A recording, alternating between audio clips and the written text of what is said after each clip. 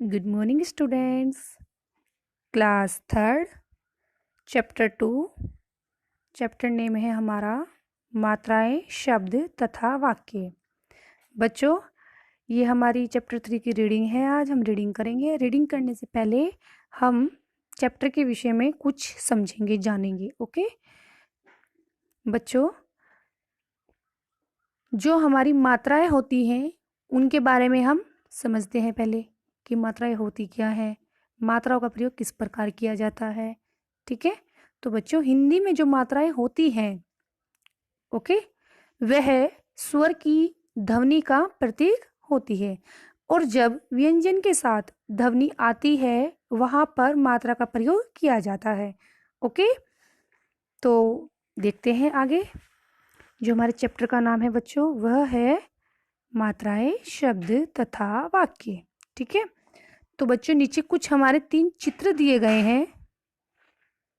ठीक है, इन चित्रों के माध्यम से पहले हम वर्णों को जोड़कर उनमें मात्रा का प्रयोग करके शब्द बनाएंगे। ओके, तो पहला चित्र देखते हैं अपना। क, ई, ल, आ, की, ला, आ। तो हमारा शब्द जो बनता है बच्चों, वह बनता है किला। ओके, आगे देखते हैं दूसरा चित्र। स, उ, र, अ, ज, अ। सू, र, ज। हमारा जो शब्द बन गया वो बन गया है बच्चों सूरज। ठीक है, नेक्स्ट देखते हैं। म, ओ, र, अ, मोर। हमारा जो तीसरा चित्र है जो, उसका नाम है मोर। ये चित्र दिखाई दे रहा होगा आपको, इसमें मोर बना हुआ है। ठीक है, तो कुछ चित्रों के माध्यम से शब्दों की पहचान करेंगे हम। ओके, एक बात और समझेंगे बच्चों, हिंदी की वर्णमाला में सब व्यंजन जो होते हैं उनमें अस्वर जुड़ा होता है। ठीक है, अस्वर की कोई मात्रा नहीं होती। आपने पहले भी पढ़ा होगा कि अस्वर की मात्रा नहीं होती। ठीक है, तो ये बात बहुत ज़्यादा इम्पोर्टेंट थी, इसलिए मैंने अभी आपको बीच में ही चैप्टर के बता दी, क्योंकि इस बात को हम आगे भी जानेंगे, समझेंगे। ठीक है, इसलिए पहले ही आपको बता दी। अब पढ़ते हैं आगे। जो चिन्ह व्यंजन के साथ लगाकर नए शब्द बनाते हैं उन्हें मात्रा कहते हैं। ये चिन्ह स्वरों के होते हैं। व्यंजन के साथ लगने पर इन्हें मात्रा कहा जाता है।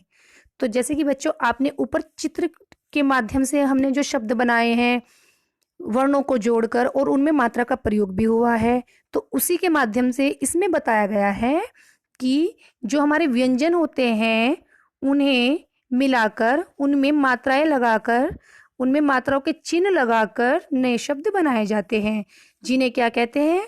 जिन्हें कहते हैं हम मात्रा। ठीक है, तो ये स्वरों के होते हैं और व्यंजन के साथ लगने पर इन्हें मात्रा कहा जाता है। आगे देखते हैं। स्वर के निश्चित चिन्हों को मात्रा कहते हैं। बच्चों, जो स्वर के निश्चित चिन्ह होते हैं, ठीक है, उन्हें ही हम मात्रा कहते हैं। आगे देखते हैं। व्यंजन प्लस स्वर, मात्राएं। बच्चों, व्यंजन प्लस स्वर मिलकर क्या बनती है? मात्राएं। ठीक है, और बराबर शब्द। आगे ये सीरीज जो दी गई है आपकी, इसमें हमारी स्वर, मात्राएं, व्यंजन और स्वर बनके जो हमारे मात्राएं बनती हैं उन्हें दिखाया गया है, और आगे शब्द बने हुए हैं। ठीक है, तो इन्हें पढ़ेंगे। पहले देखते हैं इस श्रेणी में क्या क्या दिया हुआ है हमारी। स्वर, मात्रा, व्यंजन प्लस स्वर, मात्रा सहित व्यंजन, शब्द। बच्चों, पहले हमारा स्वर दिया गया है। स्वर क्या है हमारा? अ।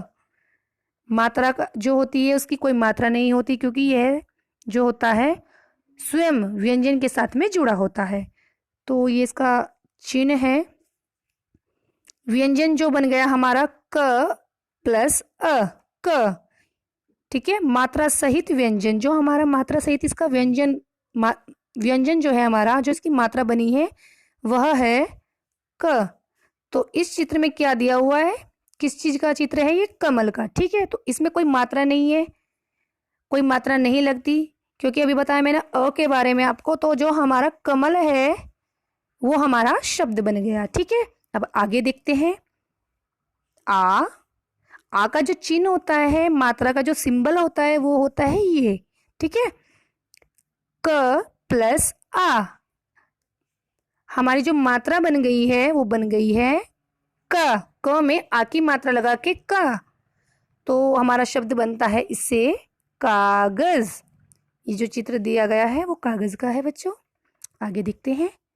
ई, ये जो ई की ये बच्चों ये जो सिंबल दिया गया है ना, ये है ई की मात्रा का। ठीक है, तो क प्लस ई, हमारी जो मात्रा बन गई क पर वो बन गई की, और आगे हमारा जो शब्द बन गया है वो बन गया है किला। चित्र में भी आपको दिखाई दे रहा होगा किला।